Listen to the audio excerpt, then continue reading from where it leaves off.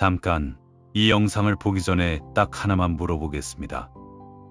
지금의 삶을 다시 살아도 괜찮습니까? 이 질문 앞에서 곧바로 망설임 없이 예라고 대답할 수 있으셨습니까? 아니면 잠깐 멈추게 되었습니까?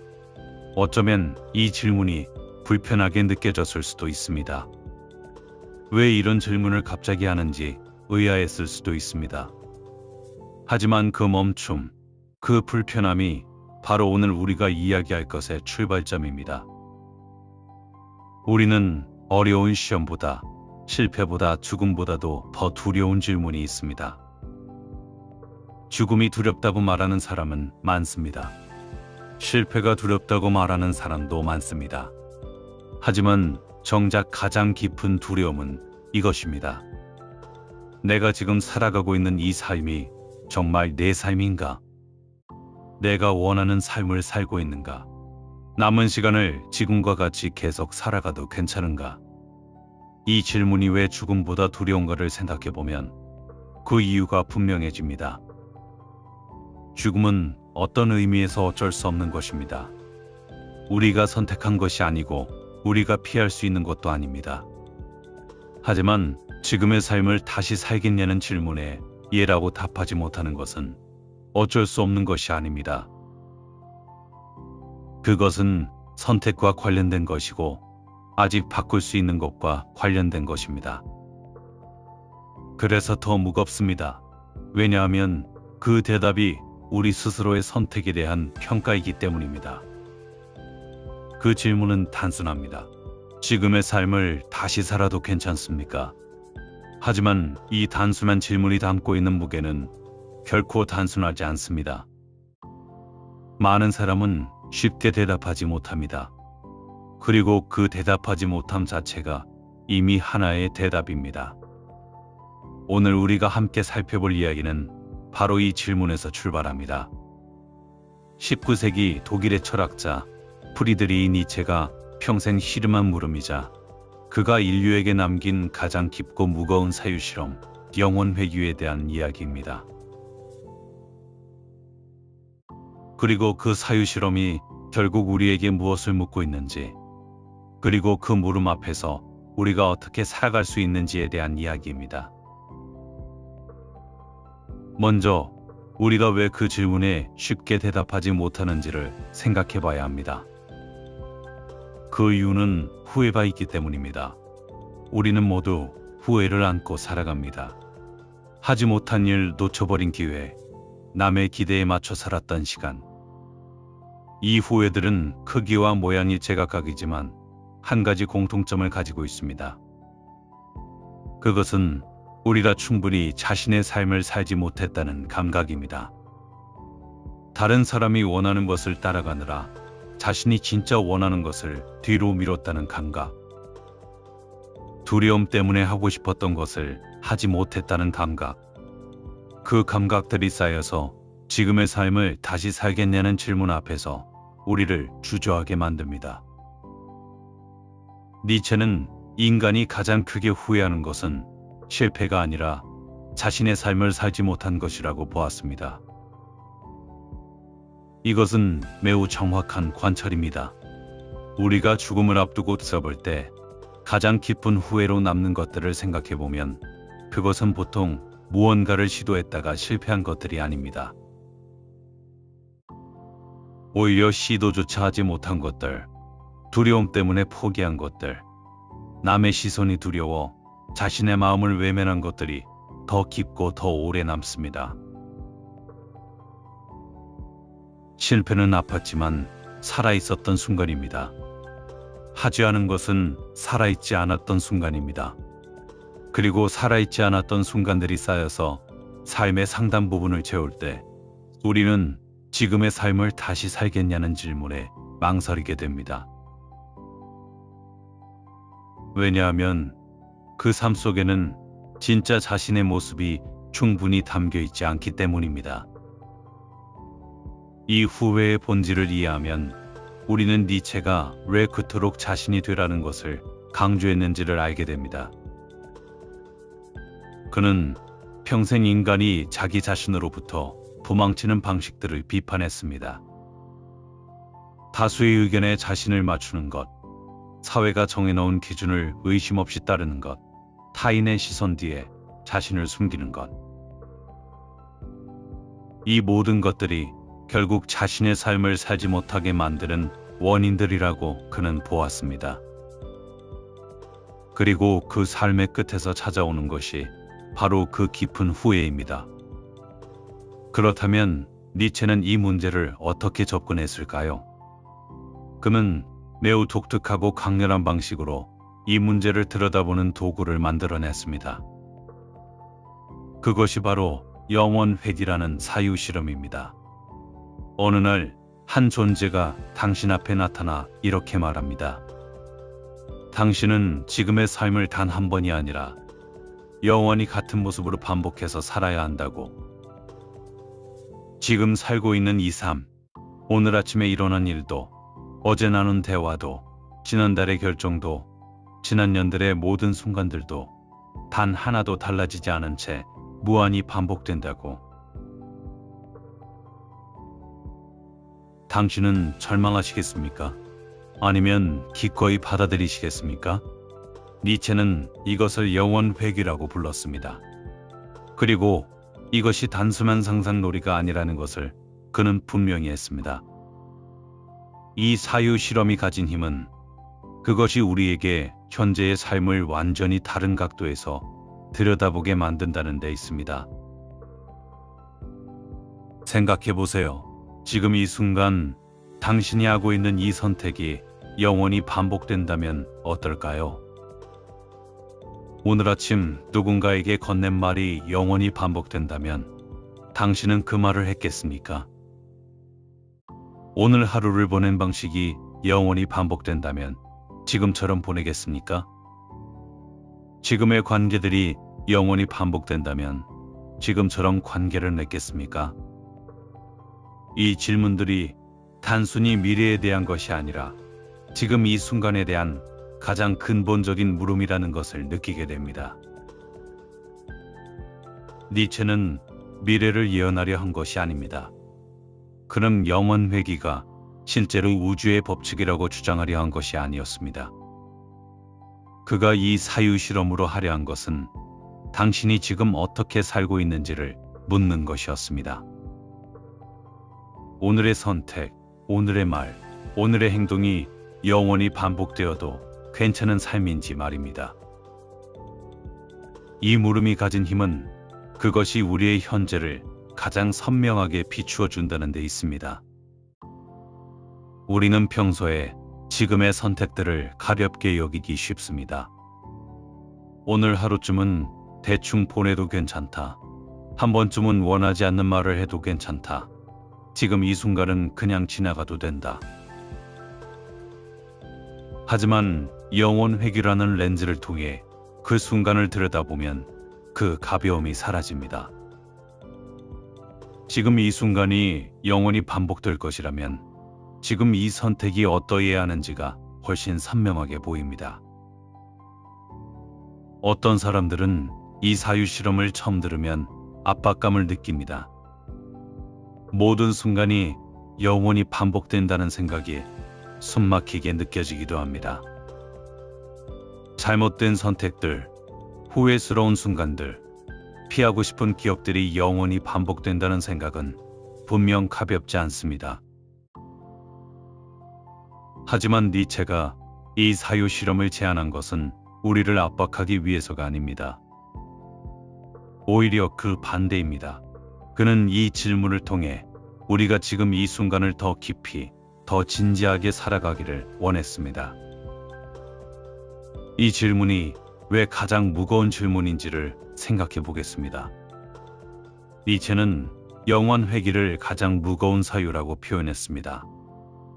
그 무게가 어디서 오는지를 이해하면 이 사유 실험의 핵심을 더 깊이 파악할 수 있습니다. 그것은 이 질문이 우리에게서 모든 핑계를 빼앗기 때문입니다. 우리는 평소에 현재의 삶을 정당화하는 많은 방법들을 가지고 있습니다. 지금은 어쩔 수 없는 상황이라서 나중에 더 좋은 때가 오면 달라질 것이라서 지금 이렇게 사는 것이 최선이라서. 이런 이유들이 우리를 지금의 자리에 머물게 만듭니다. 하지만 영원 회귀라는 물음 앞에서 이 핑계들은 힘을 잃습니다. 나중이 없기 때문입니다. 영원히 반복된다는 것은 곧 지금이 전부라는 것입니다. 지금 이 순간의 방식이 곧 영원의 방식입니다. 이 무게는 또한 우리의 모든 선택을 실제하는 것으로 만들기 때문이기도 합니다. 우리는 종종 지금의 선택을 임시적인 것으로 여깁니다. 나중에 바꿀 수 있으니까, 이건 잠깐이니까, 언제든 다시 선택할 수 있으니까.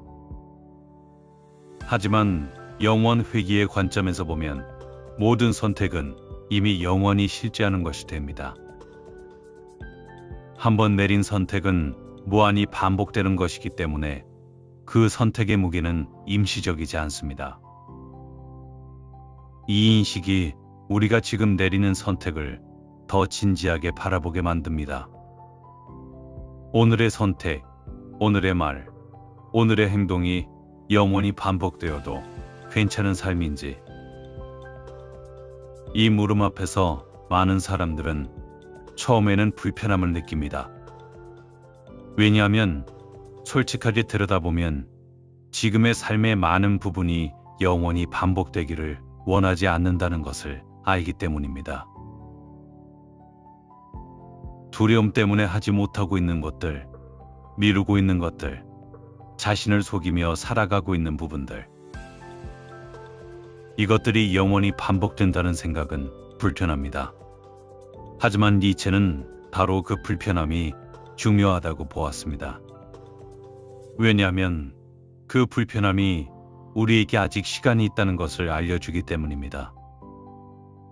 영원 회귀의 질문 앞에서 불편함을 느끼는 사람은 아직 자신의 삶을 바꿀 의지가 있는 사람입니다. 그 불편함이 동력이 되어 지금 이 순간의 선택을 달리 만들어갈 수 있습니다. 이제 니체가 가리킨 방향, 즉 영원 회귀의 물음에 예라고 말할 수 있는 삶에 대해 이야기하겠습니다. 니체는 완벽한 삶을 말하지 않았습니다. 이것이 매우 중요합니다. 영원 회귀의 예라고 말할 수 있는 삶은 실수도 없고 고통도 없고 상실도 없는 삶이 아닙니다. 그런 삶은 존재하지 않습니다.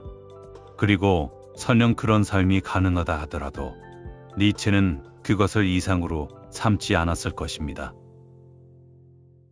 왜냐하면 실수와 고통과 상실은 삶의 불순물이 아니라 삶의 일부이기 때문입니다.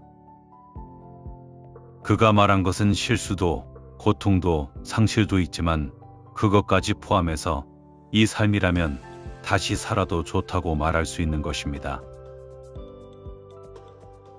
이 말이 담고 있는 의미를 천천히 생각해 보시기 바랍니다. 삶의 모든 어두운 부분까지, 모든 힘들었던 순간까지, 모든 잘못된 선택들까지 포함해서 이 삶 전체를 긍정하는 것.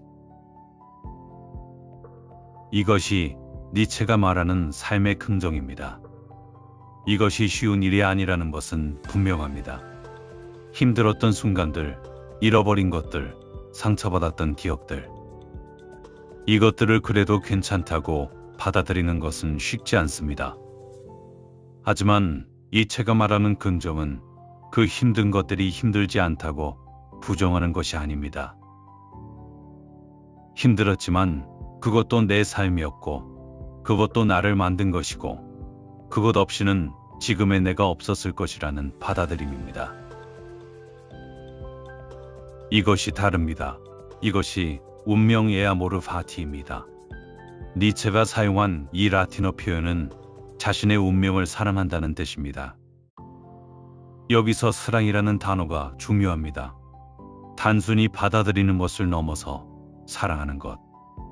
자신에게 일어난 모든 것, 좋은 것도 나쁜 것도, 기쁜 것도 슬픈 것도, 성공도 실패도, 이 모든 것을 자신의 삶으로, 자신의 일부로 사랑하는 것. 이것이 운명입니다. 운명에는 체념이나 수동성이 아닙니다. 어차피 일어난 일이니 받아들이는 수밖에 없다는 체념과 일어난 모든 것을 자신의 일부로 긍정하는 운명에는 전혀 다릅니다. 체념은 삶 앞에서 작아지는 것이고 운명에는 삶 전체를 껴안는 것입니다. 니체는 우리가 자신의 삶 앞에서 작아지기를 원하지 않았습니다. 오히려 그는 삶의 모든 것을 어두운 부분까지 포함해서 자신의 것으로 힘차게 긍정하기를 원했습니다. 이 긍정이 어떻게 가능한지를 생각해 보겠습니다. 힘든 경험을 했을 때 우리는 종종 두 가지 반응 중 하나를 선택합니다. 첫 번째는 그 경험이 없었으면 좋았을 것이라고 부정하는 것. 두 번째는 그 경험이 어떤 의미를 가지고 있는지를 찾아가는 것. 니체가 가리키는 것은 두 번째 방향입니다. 힘든 경험을 통해 우리는 무언가를 배웠고 어떤 면에서는 더 단단해졌고 이전과는 다른 눈으로 세상을 보게 되었습니다. 그 경험이 없었다면 지금의 내가 없었을 것입니다. 이 연계를 발견할 때 우리는 그 힘든 경험까지도 자신의 삶의 일부로 받아들일 수 있게 됩니다. 물론 이것이 모든 힘든 경험에 즉각적으로 적용될 수는 없습니다. 어떤 고통은 너무 깊어서 한동안 그것을 긍정한다는 것이 불가능하게 느껴집니다. 하지만 시간이 지나면서 그리고 충분한 성찰의 과정을 거치면서 우리는 그 고통도 자신의 삶의 일부였다는 것을, 그것이 우리를 어떤 방식으로든 변화시켰다는 것을 발견하게 됩니다. 운명에는 하루아침에 도달하는 상태가 아니라 삶을 통해 천천히 길러가는 태도입니다. 운명애를 이야기하면서 니체의 또 다른 중요한 개념인 위버맨시, 흔히 초인이라고 번역되는 개념과 연결해 볼 수 있습니다. 니체가 말한 초인은 초능력을 가진 영웅이 아닙니다. 그것은 자신의 가치를 스스로 만들어가고 자신의 삶을 온전히 자신의 것으로 살아가며 고통을 포함한 삶의 모든 것을 긍정할 수 있는 사람입니다. 영원 회귀의 물음에 예라고 답할 수 있는 사람. 그것이 니체가 말한 초인의 핵심입니다. 이 관점에서 보면 초인이 된다는 것은 특별한 능력을 얻는 것이 아니라 자신의 삶에 대한 태도를 바꾸는 것입니다. 삶이 영원히 반복되어도 괜찮다고 말할 수 있을 만큼 지금 이 순간을 진지하게, 자신답게 온전히 살아가는 것. 그것이 니체가 우리에게 가리킨 방향입니다. 이제 이 모든 이야기가 향하는 마지막 물음으로 돌아옵니다. 다시 묻습니다. 오늘 하루를 영원히 반복해야 한다면 당신은 지금처럼 살겠습니까? 이 질문이 가진 힘은 그것이 미래가 아니라 지금에 대한 것이라는 데 있습니다. 우리는 종종 더 나은 삶을 미래로 미룹니다. 나중에 조건이 갖춰지면, 나중에 준비가 되면, 나중에 더 나은 기회가 오면. 하지만 영원 회귀는 나중이 없습니다. 지금이 있을 뿐입니다.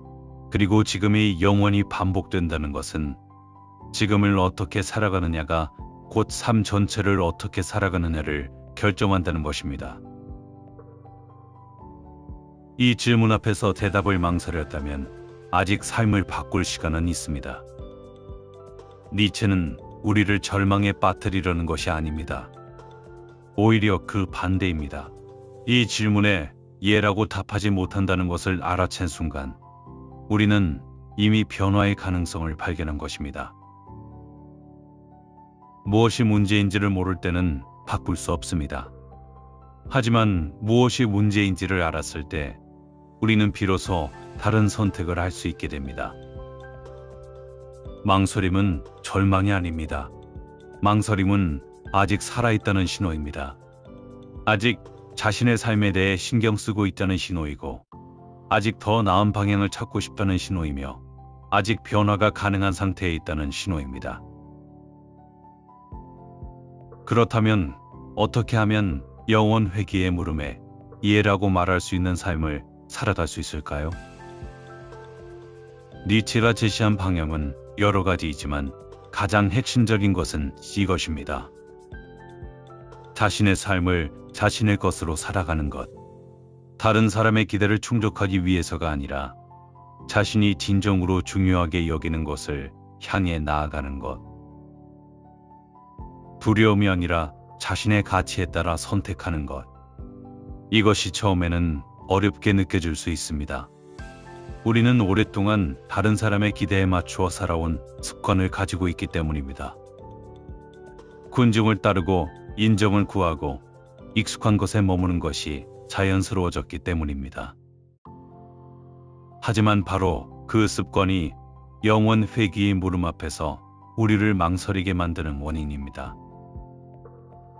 남의 삶을 살아온 시간은 영원히 반복하고 싶지 않습니다. 반면 자신의 삶을 살아가는 순간들, 두려움을 넘어서 자신이 진짜 원하는 것을 선택한 순간들, 타인의 시선이 아니라 자신의 가치에 따라 행동한 순간들, 이런 순간들은 영원히 반복되어도 괜찮다고 느껴집니다. 비록 그 순간들이 힘들었을지라도 그 힘듦이 진짜 자신에서 비롯된 것이었기 때문에 그 순간들은 부끄럽지 않습니다. 영원히 반복되어도 괜찮습니다. 언젠가 주저없이 예라고 말할 수 있는 삶을 살아가는 것. 그것이 니체가 우리에게 남긴 가장 깊은 메시지입니다. 이 메시지가 어렵게 느껴지는 이유는 그것이 우리에게 쉬운 것을 요구하지 않기 때문입니다. 그것은 편안함이 아니라 진실을, 인정이 아니라 자유를, 안전이 아니라 자신다움을 선택하는 것을 요구합니다. 하지만 그 요구가 무거울수록 그것을 실천했을 때 찾아오는 것의 무게도 큽니다. 자신의 삶을 살고 있다는 감각, 이 순간이 진짜라는 감각, 영원히 반복되어도 좋다고 말할 수 있는 순간들이 쌓여갈 때 우리는 그 물음 앞에서 더 이상 망설이지 않게 됩니다. 오늘 이 영상을 보고 나서 지금 당장 거창한 변화를 시작할 필요는 없습니다. 다만 오늘 하루가 끝나기 전에 딱 한 가지만 스스로에게 물어보시기 바랍니다. 오늘 하루 중에 영원히 반복되어도 좋다고 느껴지는 순간이 하나라도 있었는가? 있었다면 그 순간이 무엇이었는지를 기억해 두시기 바랍니다. 그리고 없었다면 내일은 그런 순간을 하나쯤 만들어 보시기 바랍니다. 그 한순간이 쌓여서 하루가 되고 그 하루들이 쌓여서 결국 영원히 반복되어도 좋다고 말할 수 있는 삶이 됩니다. 니체가 우리에게 전하고자 한 것은 결국 이것입니다. 지금 이 순간을 그렇게 살아가라. 영원히 와도 후회하지 않을 방식으로. 이 영상이 도움이 되셨다면 좋아요와 구독으로 응원해 주시기 바랍니다. 다음 이야기에서 또 만나겠습니다.